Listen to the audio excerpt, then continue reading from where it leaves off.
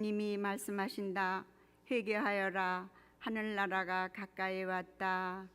그리스도님 찬미와 영광 받으소서. 주님께서 여러분과 함께 또한 사제의 영과 함께 루카가 전한 거룩한 복음입니다. 님 영광 받으소서.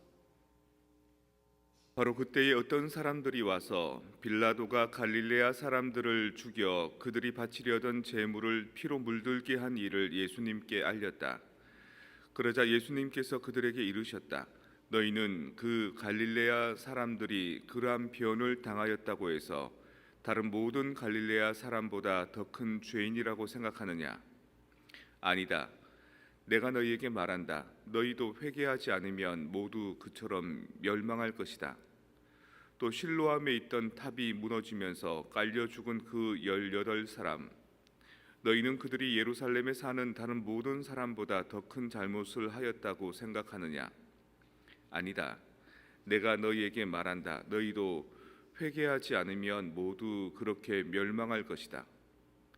예수님께서 이러한 비유를 말씀하셨다. 어떤 사람이 자기 포도밭에 무화과 나무 한 그루를 심어 놓았다. 그리고 나중에 가서 그 나무에 열매가 달렸나 하고 찾아보았지만 하나도 찾지 못하였다.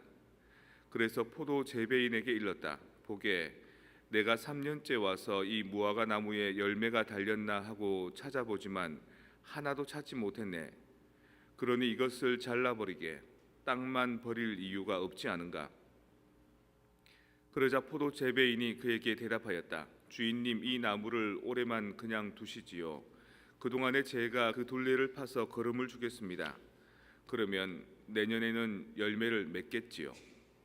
그러지 않으면 잘라버리십시오. 주님의 말씀입니다. 그리스도님 찬미합니다.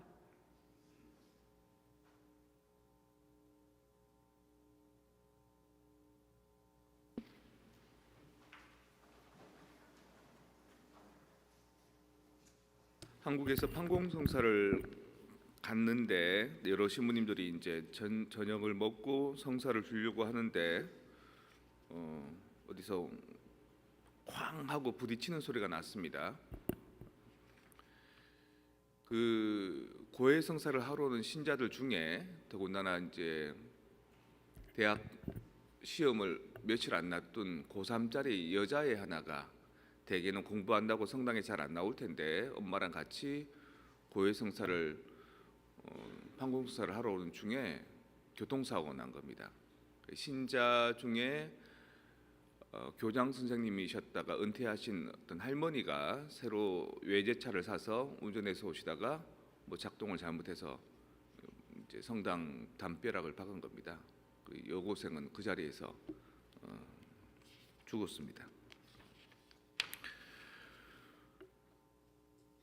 의정부 교구에 이제 있었던 일인데 우리 교수 신부님이 독일에서 유학 박사학위 따시고 오랫동안 이제 외국 생활하시다가 처음 본당 신부를 맡으셨는데 같이 뭔가를 할 수 있을 만한 봉사자들이 없었답니다. 인재들이 없는 거죠. 서울 같으면 뭐 여러 사람들이 많을 텐데 그 반주자가 그렇게 귀했는데 반주할 수 있었던 아가씨가 서울에서 회사 다니다가 그 퇴근하면은 총알 택시 타고 와서 토요일 특전 미사 반주를 해줬답니다. 그날도 회사에서 열심히 일하고 늦으니까 빨리 가는 총알 택시 타고 오다가 총알 택시 운전자가 급하게 빠르게 오다가 앞에 큰 덤프 트럭이 있으니까 운전자는 자기를 그 보호하잖아요. 본능적으로 자기 쪽 말고 옆에 보조석에 있는 쪽으로 이렇게 핸들을 돌려서 그 아가씨는 즉사, 자기는 살아남고.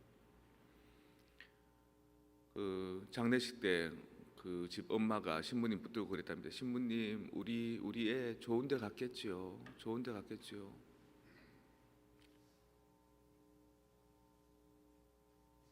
오늘 복음 말씀에서 이런 얘기 나옵니다. 빌라도가 갈릴레아 사람들을 죽여 그들이 바치려던 제물을 피로 물들게 한 일을 예수님께 알렸다. 너희는 그 갈릴레아 사람들이 그러한 변을 당하였다고 해서 모든 갈릴레아 사람보다 더 큰 죄인이라고 생각하느냐?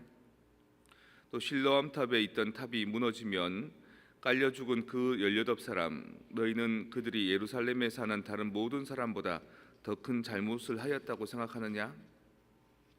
일상다반사, 늘 일상 안에 일어날 수 있는 사건, 사고 중에 하나인 겁니다.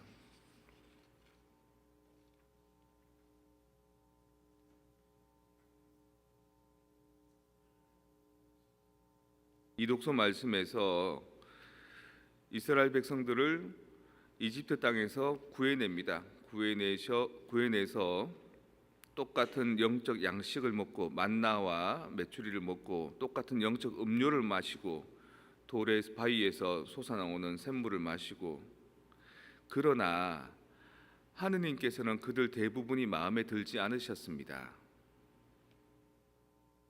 그들 가운데 어떤 자들은 투덜거린 것처럼 여러분들은 투덜거리지 마십시오. 모든 일에서 좋은 일도 있고 나쁜 일도 있고 사건 사고가 있을 수 있습니다. 그야말로 우리 성당에 오는 사람이 교통사고로 그죠? 다칠 수도 있고, 그야말로 열심한 신앙인이 그야말로 사업이 잘못될 수도 있고, 그게 벌을 받아서 그런 거다. 오히려 잘 되는 사람이 축복을 받아서 그런 거다. 아니요, 그렇게 세상 일은 단순하지 않습니다.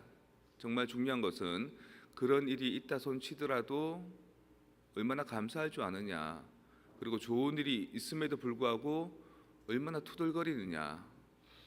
나에게 일어나는 사건 사고들과 모든 인생의 전반의 사실들에 대해서 어떻게 재해석할 수 있는 능력이 있느냐, 그게 중요한 겁니다. 지금 고난이 온다 하더라도 그래, 이 고난을 잘 받아들이고 인내하면 그 다음에 조금 더 극복할 수 있는 가치를 받아들일 수 있느냐. 지금 좋은 일이 있어도 실컷 먹고 실컷 마시고도 투덜거리는 이스라엘 백성들처럼 또 뭔가 만족하지 못하고,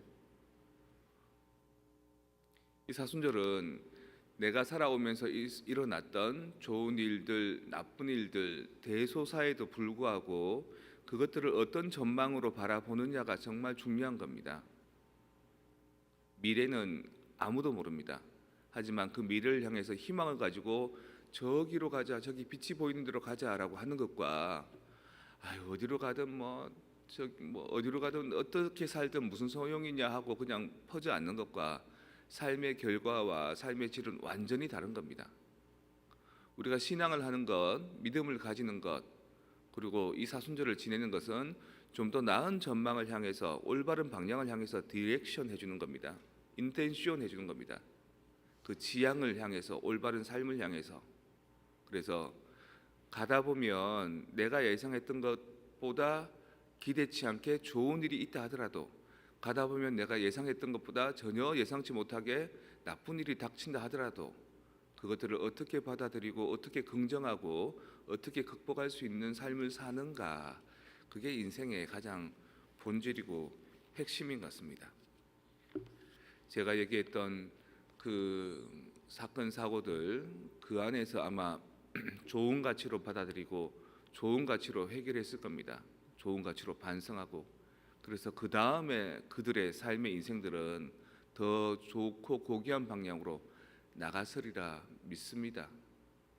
하지만 이스라엘 백성들처럼 주님께서 늘 손길로 그들을 보호해 주시고 먹여 주시고 목마를 때 목 축여 주시고 지켜 주셨음에도 불구하고 투덜거리던 그들은 결국에는 광야에서 널브러졌다 그럽니다.